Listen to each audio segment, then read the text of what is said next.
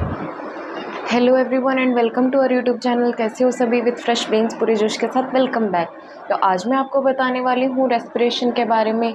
जो हम श्वसन लेते हैं, श्वसन करते हैं, तो हमारे अंदर हवा जो है वो ऑक्सीजन कैसे जाती है, कार्बन डाइऑक्साइड का एक्सचेंज कैसे होता है, वो सब आज हम डिस्कस करने वाले हैं। तो देखिए, सबसे पहले तो मैं बताऊँगी आपको कि जो हवा है हमारे आसपास कई तरह की गैसेस प्रेजेंट होती है, पर हमारे शरीर को केवल ऑक्सीजन की ज़रूरत पड़ती है। तो हमारा नाक जो है वो ऑक्सीजन को ही कलेक्ट करने की कोशिश करता है ज़्यादा से ज़्यादा। तो शुरू होती है बात नोज़ से, नाक से। नाक के बाद नोज़ को हम नॉस्ट्रिल्स भी बोल सकते हैं। नाक से शुरू होने के बाद ये नसल कैविटी, जो कोई भी खाली जगह दिखेगी उसे हम कैविटी बोलेंगे। जैसे डाइजेशन में हमने कैविटी, बक्कल कैविटी पढ़ा था, वैसे नोज़ में हम नसल कैविटी पढ़ेंगे। तो नोज़ के बाद नसल कैविटी हो गया, नसल कैविटी के बाद फेरिंग्स, लैरिंग्स। मैं आपको एक छोटी सी साइकिल सी बता देती हूँ जिससे आपको याद करने में आसानी होगी। सबसे पहले तो होगा, ये मैं थोड़ा लिख देती हूँ यहाँ पे, रेस्पिरेशन या श्वसन हम कह सकते हैं इसको। देखिए, नोज़ से स्टार्ट होती है सारी बात। नोज़ के बाद आता है नसल कैविटी, नसल कैविटी, नसल कैविटी के बाद फेरिंग्स, फेरिंग्स के बाद फिर लैरिंग्स, लैरिंग्स के बाद होगा ट्रैकिया, ट्रैकिया के बाद होगा ब्रोंकस, ब्रोंकस के बाद होगा ब्रैंक्यूल्स, ब्रोंक्यूल्स, और उसके बाद होगा एल्वियोलाई। तो सब चीज़ों का सबसे मेन काम होता है एल्वियोलाई, जो गैस एक्सचेंज का काम करता है। एल्वियोलाई से सीधा ब्लड स्ट्रीम में, हार्ट में जैसे मैंने आपको बताया था कि वो जो ब्लड है लंग्स के पास चला जाता है, वहाँ पे CO2 O2 का एक्सचेंज हो जाता है। तो देखिए, नाक से हम ऑक्सीजन लेते हैं, ऑक्सीजन लेने के बाद ये नसल कैविटी में आ जाता है, फिर आता है फेरिंग्स में, फेरिंग्स के बाद लैरिंग्स। लैरिंग्स जो है उसे कॉमन, मतलब उसके अंदर वोकल वॉइस भी प्रेजेंट होगी, मतलब वोकल बॉक्स भी उसे कहते हैं, क्योंकि आवाज़ का सिस्टम जो है हमारे लैरिंग्स में ही प्रेजेंट होता है। जब फेरिंग्स और लैरिंग्स की बात आती है तो ये ट्रैकिया जो है, अब लैरिंग्स है, इसे हम कॉमन पाइप भी बोलते हैं। ऐसा इसलिए क्योंकि खाने की पाइप और सांस लेने वाली पाइप, देखिए थोड़ी आसानी होगी समझने की कोशिश कीजिएगा।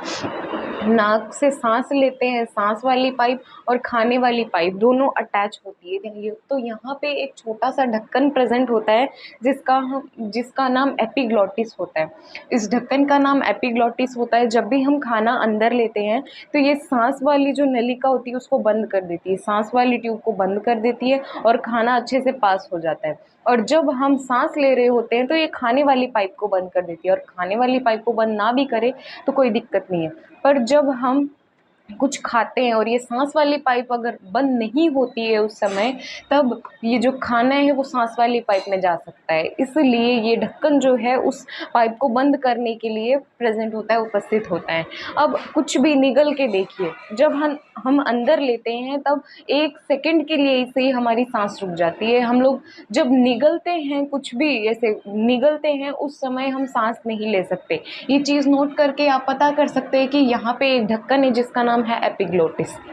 तो वो जो सांस है वो लैरिंग्स से होने के बाद ट्रैकिया में आ जाती है।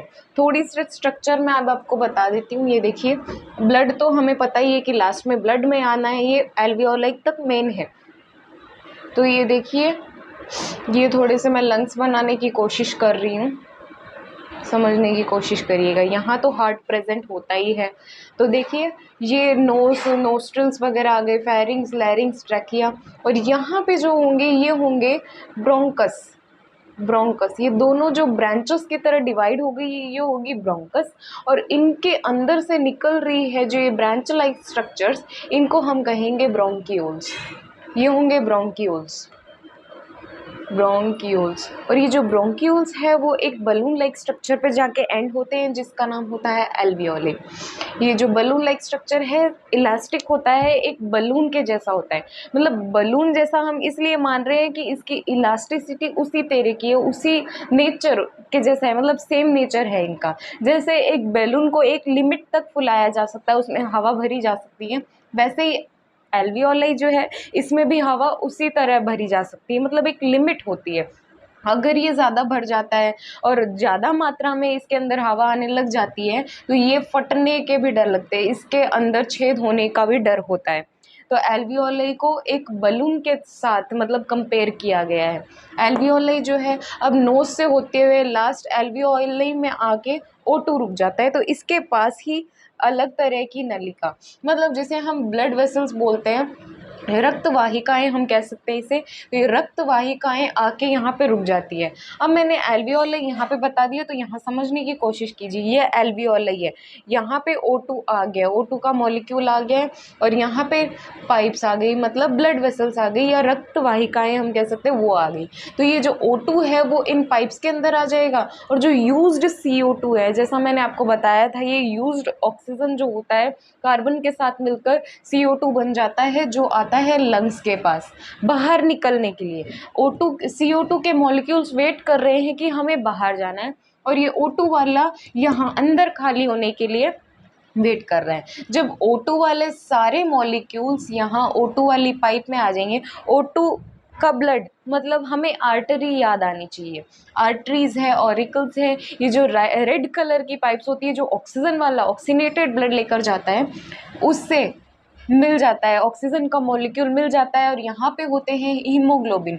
हीमोग्लोबिन के 4 पैकेट्स खाली रहते हैं, मतलब एक हीमोग्लोबिन का मॉलिक्यूल जो है वो 4 O2 के मॉलिक्यूल्स कैरी करता है अपने साथ में, और ये CO2 है। अब सारे ऑक्सीजन के मॉलिक्यूल्स यहाँ पे खाली हो गए समझो, तो ये CO2 जो है उसके लिए जगह बन गई। खाली होते ये CO2 जो है वो एल्वियोले में घुसना स्टार्ट कर देता है, और एल्वियोले से होकर फिर जाता है ये ब्रैंक्यूल्स में, फिर ब्रोंकस, फिर ट्रैकिया, फिर लैरिंग्स, फेरिंग्स, नेसल कैविटी और नोस से हमें बाहर निकाल देते हैं इसको। तो ये प्रोसेस होती है, अंदर ऑक्सीजन लेने का ये सिस्टम है, ऑक्सीजन यहाँ खाली हो जाती है, और अंदर जो CO2 यूज़ होता है उसे बाहर निकालने की उल्टी प्रोसेस हो जाती है। बस यही डिफरेंस है, और मेन रेस्पिरेशन में हमें यही पढ़ना होता है। कुछ भी डाउट हो मुझे कमेंट सेक्शन में पूछना, और वीडियो पसंद आई हो तो लाइक करना, चैनल सब्सक्राइब करना, अपने फ्रेंड्स के साथ वीडियो ज़्यादा से ज़्यादा शेयर करना। Bye and have a great day.